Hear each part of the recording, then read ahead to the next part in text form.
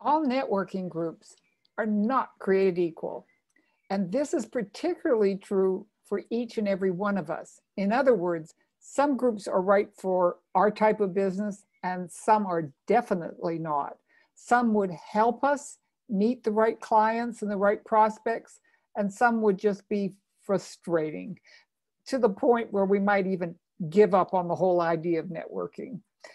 Hi, I'm Lorna Rasmussen, and I live in Costa Rica, so all of my networking has to be done online, which, believe it or not, was a challenge before COVID and everybody went online. I built my business by going out and saying, hi, I'm Lorna. Who are you? What do you do? In other words, belly to belly, face to face networking. But what I'm going to tell you about online networking, which I don't believe is going to go away, I think it's going to continue, is that it really truly is something that applies online or offline, belly to belly or Zoom to Zoom. So let's start by talking about the types of networking that are out there. The first one is what is just general networking. And that has a number of different components to it. People do it well and they do it not so well. I like the situations where I can talk to a small group of people. That's very much like what would happen if you went into a big networking group in a belly to belly situation offline, and you beetled over to a group of people who were talking and you joined in the conversation. So this is an opportunity for you to get to know people on a deeper level. There are others that just have you introduced to 23 seconds. One of them asks us to introduce ourselves. And in that one, you get a sense of who's in the room, but you don't really know much about them. You probably don't even understand what they really do. So I like a combination of the two, quite frankly, but that means that you need to go and experience these networking events. Find the one that feels right for you as far as getting to know the person enough. The other thing that they'll oftentimes do in general networking is they'll let you put your information in a chat.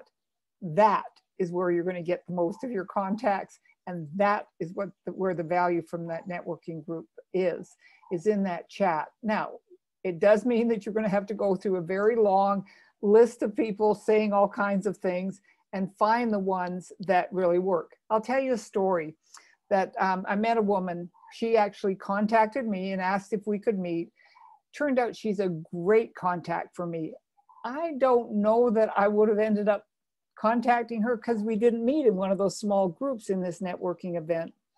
But she did something that I think is brilliant and I'm going to incorporate. And that is she went down the list.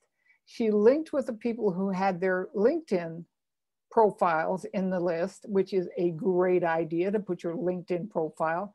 She read the profiles and she picked out, I think she said 10 people from a meeting that was probably had 50, 60 people in it. She picked out the 10 that she wanted to meet based on their profiles. And then she proceeded to call them, write them. I don't know exactly. I think she emailed me and said, I'd like to meet with you. Would you be willing to meet with me? And went from there. So what she felt from the experience, she told me, was there was nobody in that group that really fit her profile of who she was looking for. But when she went through the list and read their LinkedIn profiles, she realized that there were people there and she was able to go in. And she said she was having some great meetings with people. So that's a general networking group. Here you have to decide free or a charge. So if they're a free networking event, they will attract a certain type of person. If there's a charge, whether it's $10 or $40, and they do have that range, then you're going to get a different person. Somebody maybe a little more serious, somebody who has the money to spend, higher quality of business owner. Maybe they're not just the tire kickers out there. They're serious about their business. They're building it seriously. So I think it probably ends up paying for itself by paying if you can afford it. So that, again, you want to check it out. Oftentimes the ones that charge, if you call the organizer and say, I just want to check your your networking group out to make sure that it really is something that I want to do, they'll oftentimes let you come in for free. So that's a little hint. The other is are they local? Are they focused on local, or are they focused on national or even international? Why does that matter to you? Because if your best clients, your ideal client is a local client, you want to make sure that they're focused on that. They may be a group that has chapters all over the country. I know there's a number of groups that do put on networking events who have chapters.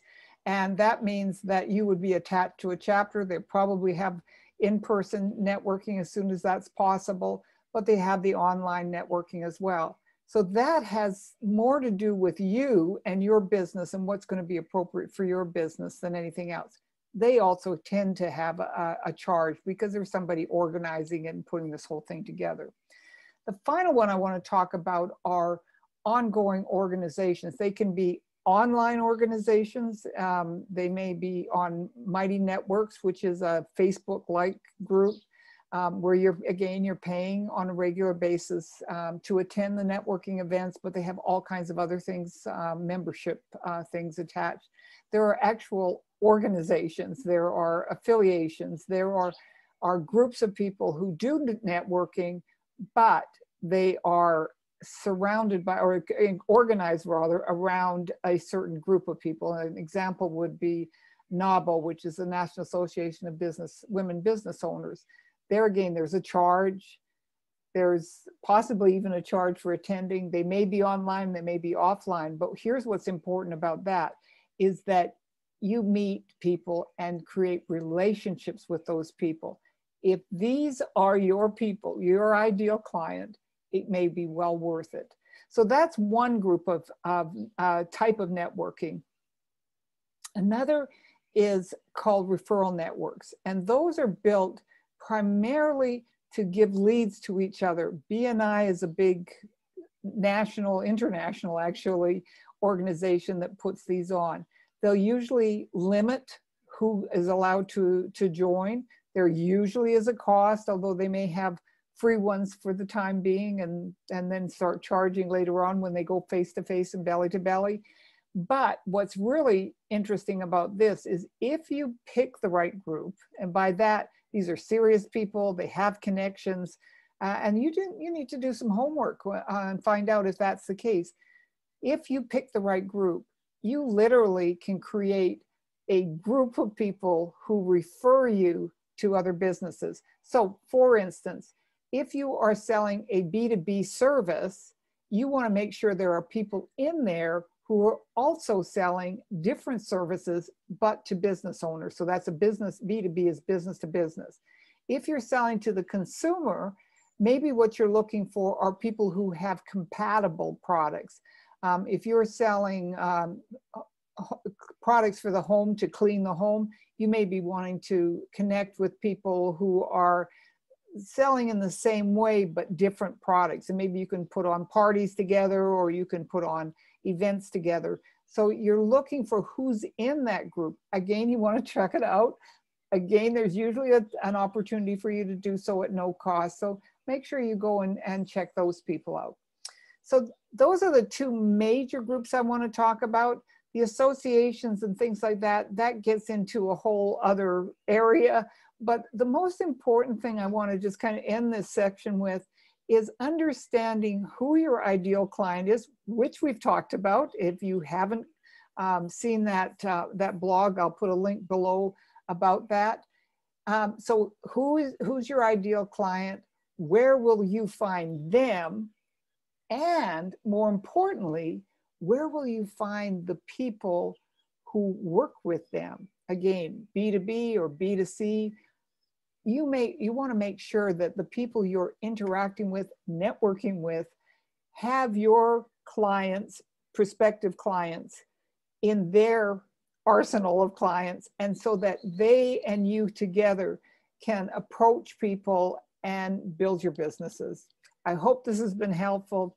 Love to get some feedback. Make sure you put your comments down below, but also that you subscribe. That helps us a lot and appreciate it. And Have a great time networking out there. Make sure you're in part of our Facebook group, because that's also places where I put connections for people to find these networking groups.